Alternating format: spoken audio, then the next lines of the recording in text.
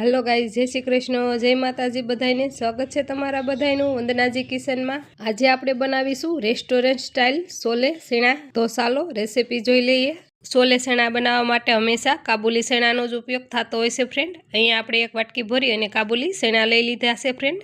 एक तपेलीमां 1 થી 1.5 कळशो जेटલું આપણે गरम पाणी કરી અને લીધેલું છે फ्रेंड। આમાં આપણે સેણા પલળવા રાખી દઈશું અને આપણે આખી રાત સુધી પલળવા દેશું फ्रेंड। અહીં આપણે મીઠું નાખી સરસ એવું મિક્સ કરી અને ડીશ ઢાંકી દઈશું फ्रेंड। તમારી પાસે ઝાઝો સમય ન હોય તો તમે આને 7 થી 8 કલાક પણ રાખી શકો છો फ्रेंड।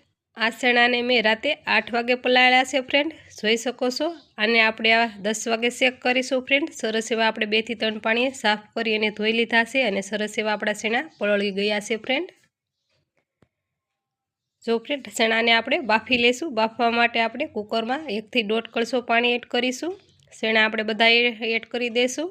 सेणामां बाफवा माटे पण आपणे थोडुं मीठुं नाखीने एड करी देशुं એટલે સરસ એવી સેણાની સાલ છે એ પોસી થઈ જશે અને ઇઝીલી આપણા સેણા સરસ એવા બફાઈ જશે फ्रेंड। ઢાંકણ ઢાંકી 5 થી 6 સીટી આપણે કરી લઈશું એટલે સરસ એવા સેણા બફાઈ જશે। ગેસ ઓન કરી આપણે પેન મેકેલું છે એમાં 1 વાટકી ભરી અને તેલ એડ કરીશું। અહીં આપણે સોલેમાં તેલનું પ્રમાણ ઝાઝું હોય છે फ्रेंड, એટલે કે સરસ એવા આપણા સોલે બને છે।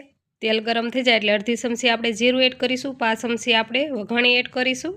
जीरू सटकवा लागे એટલે આપણે ખાંડેલું 1 ચમચી ભરી અને લસણ એડ કરીશું। એને સરસ એવું મિક્સ કરી અને આપણે થોડો કલર ચેન્જ થાય ત્યાં સુધી આપણે એને સાતળી લઈશું। 6 થી 7 નંગ આપણે બારીક કટ કરેલી સુકલ ડુંગળી એડ કરીશું।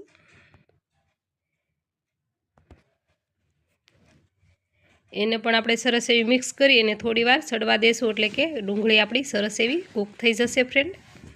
डूंगળી સતળાય છે ત્યાં સુધીમાં આપણે આદુ ખમણી અને એડ કરીશું। 1 ચમચી ભરીને આપણે આદુ ખમણેલું લીધું છે એ એડ કરીશું। એને આપણે સરસ એવું મિક્સ કરી દેશું।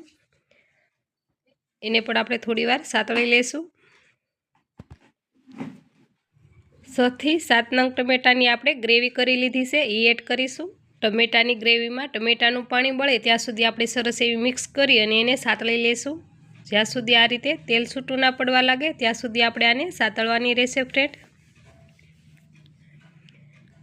જોઈ શકો છો ટમેટાની ગ્રેવીમાં સરસ એવું બધું પાણી બળી ગયું છે, તેલ પણ છૂટું પડવા લાગ્યું છે। અહીં આપણે મસાલા કરીશું। સ્વાદ પ્રમાણે મીઠું એડ કરીશું। અડધી ચમચી હળદર એડ કરીશું। થોડોક અમથો ગરમ મસાલો એડ કરીશું। 1 ચમચી ભરી ધાણા જીરું પાવડર એડ કરીશું। 1 ચમચી ભરી અને આપણે સોલે સેણાનો મસાલો લીધો છે એ એડ કરીશું। 1.5 ચમચી ભરીને આપણે ચટણી એડ કરીશું। જે પણ પાણી તીખાશ ખાતા હોય એ પ્રમાણે ચટણી એડ કરવાની રહેશે फ्रेंड। બધું સરસ એવું આપણે મિક્સ કરી દઈશું। બધા મસાલા આપણે સરસ એવા મિક્સ કરી લીધા છે। કુકરમાં રહેલા સેણા ચેક કરીશું। સેણા આપણા સરસ એવા બફાઈ ગયા છે फ्रेंड, જોઈ શકો છો। આ રીતે આપણે એક સેણો પેસી અને ચેક કરી લઈશું। સરસ એવો મેસ્ટ થઈ જાય એટલે આપણા સેણા પરફેક્ટ બફાઈ ગયા છે फ्रेंड। બધા સેણા આપણે પાણી સહિત પેનમાં એડ કરી દેશું અને સરસ એવા આપણે મિક્સ કરી લેશું।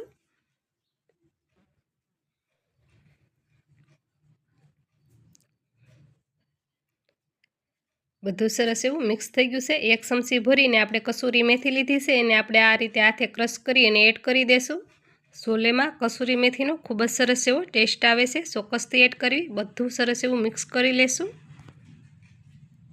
થોડીક ઠીક ગ્રેવી બનાવવા માટે આપણે 1 વાટકી ભરી અને થોડુંક અમથું પાણી એડ કરીશું। બધું સરસ એવું મિક્સ કરી લેશું। 1 લીંબુનો રસ એડ કરીશું। લીંબુ સરખી રીતે સરસ એવું ગ્રેવીમાં મિક્સ કરીને ગ્રેવીમાં તેલ છૂટું પડે ત્યાં સુધી આપણે આને કૂક થવા દેશું। જો ફ્રેન્ડ આ રીતે સરસ એવું સોલેમાં તેલ છૂટું પડી ગયું છે। આ જગ્યાએ આપણે ગેસ બંધ કરીને ઉપરથી ધાણા એડ કરી દેશું। ધાણા આપણે સરસ એવા મિક્સ કરી લેશું।